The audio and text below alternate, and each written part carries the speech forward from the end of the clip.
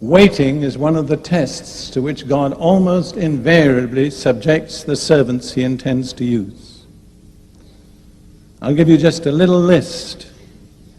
Abraham. You're going to have a son who will be the head of a nation that will be unique in the earth. How long did he have to wait? 25 years. Meanwhile, his dear wife Sarah tried to help him and complicated things. It's interesting. She said, listen to me, do what I say. First of all, have a child by Hagar, and later she said, get rid of the child. That's the counsel of the flesh. It's inconsistent. Tells you to do one thing and later cancels it. But Abraham became the man he was by waiting. He had to watch his wife past the age of childbearing and still wait. It amazes me that Abraham is so highly rated in the Bible. But what did he do? Well, essentially, he was a prosperous cattle farmer. And he wandered around the area to the east end of the Mediterranean, looking after his flocks and his herds. He did nothing very dramatic until the time came that he offered up, or was willing to offer up, his son Isaac.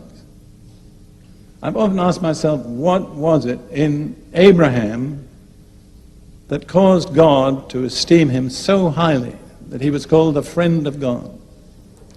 And I'm not sure that I really know the answer. But I think one way he earned God's favor was by waiting. Some of you are going to forfeit God's favor if you don't wait. And then there was Joseph. I love the passage in Psalm 105 that speaks about Joseph. I think I can identify with this to some extent from my own experience. Psalm 105, verse 17 and following. God sent a man before them, Joseph, who was sold as a slave. They hurt his feet with fetters. His soul came into irons. Somebody said the iron came into his soul too.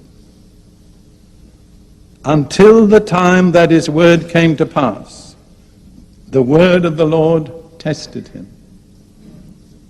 See, that's a test. The Lord gives you a glorious promise, tremendous. And after that, everything goes the opposite way. Instead of becoming the ruler over your brethren, you end up in a jail in Egypt. And I can't think of a worse place to be in jail than Egypt.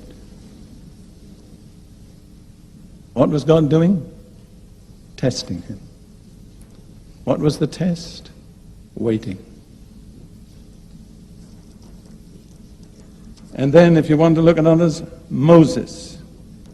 It says in Numbers 12, verse 3, Moses was the meekest man on earth. How did Moses learn meekness?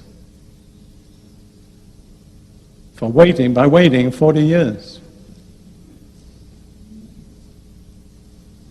Somebody asked another preacher friend of mine, why did God keep Moses waiting 40 years? And the answer was, because he couldn't do it in 39. God will not finish until the test is complete.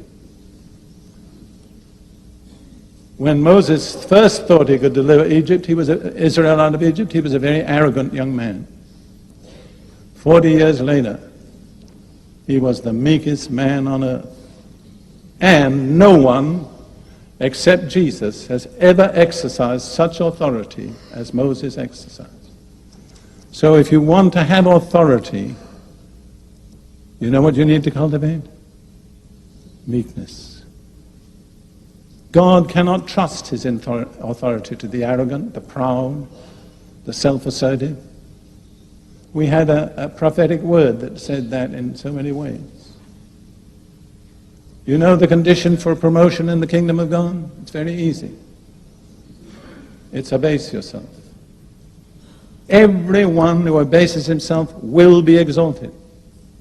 But on the other hand, everyone who exalts himself will be abased. That's right. You have the choice.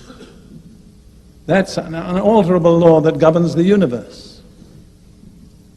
People talk about breaking God's laws. That's not true.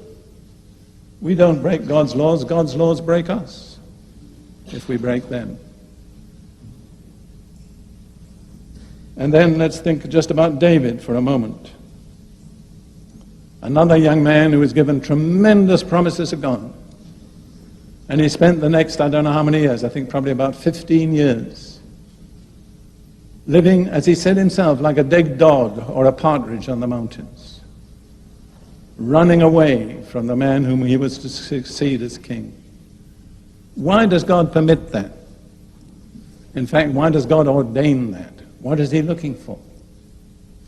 In one word, I didn't hear you. Endurance, that's right. You cannot bypass endurance. You know whom I'm speaking to at the moment? Me. You cannot bypass endurance and enter into the promises of God. You can come so far, but the completeness is only through endurance. And just when it seems impossible to hold out, that's the time to hold out. Don't give in.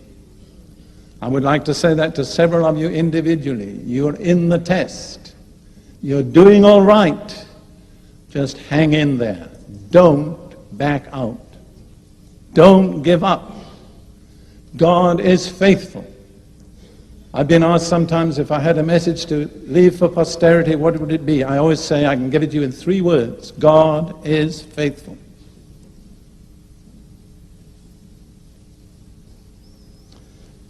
I'll tell you another thing about waiting. It causes us to realize more and more our dependence on God.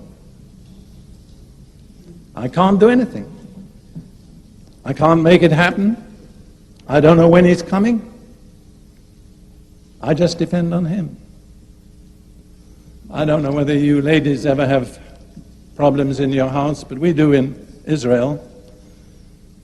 Sometimes our electricity fails for reasons we can't analyze. And we're in the middle of cooking something or somebody's doing the ironing, and we phone and we eventually catch up with our electrician. It's midday. Says, I'll try to be there by 4 p.m. So what do we do for 4 hours? We wait. And by the end of 4 hours, you know, we will know one thing. We need the electrician. We're dependent on him. So waiting causes us to realize in an altogether new measure our dependence on Jesus. All right.